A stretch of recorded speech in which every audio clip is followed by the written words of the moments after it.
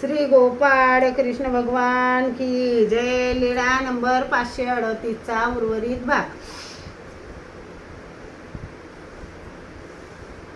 फूल सोजी होती ती दुधात कालवली आणि त्यात साखर घातली.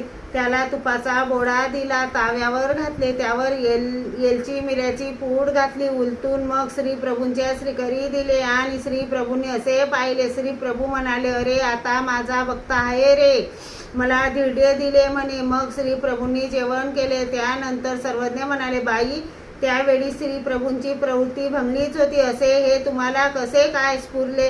महादायसा म्हणाली, जी एके दिवशी मी श्री प्रभूंसाठी अमृत फळे केली, ती श्री प्रभूंना आवडली म्हणून रात्रीच्या जेवणासाठी ठेवली. रात्री श्री प्रभूंना ताट केले, त्यात अमृत फळे ठेवली. ते हिवाळ्याचे दिवस म्हणून थंड झाले. श्री प्रभूंना गरम खाण्याची प्रवृत्ती. मग श्री प्रभू म्हणाले, मेली जाय, गरम कर म्हणे. मग ताव्यावर तो पापड गरम करून आणला. पुन्हा श्री प्रभू म्हणाले, मेली जाय, गरम करून आण म्हणे.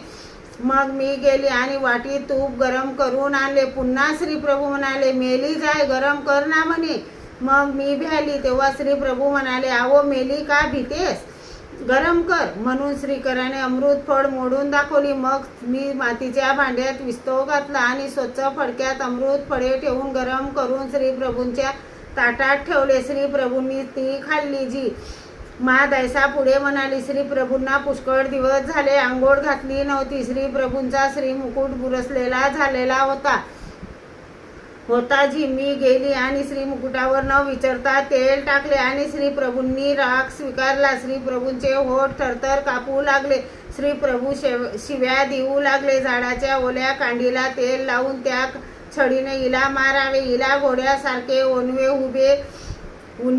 उभे राहण्याची शिक्षा करावी, असे म्हणून श्री प्रभू निघाले. त्यांच्या सोबत मीही निघाली. जी मग मी नागदेवाला म्हणाली, नागदेवा चुलीतला जाड कमी कर हो.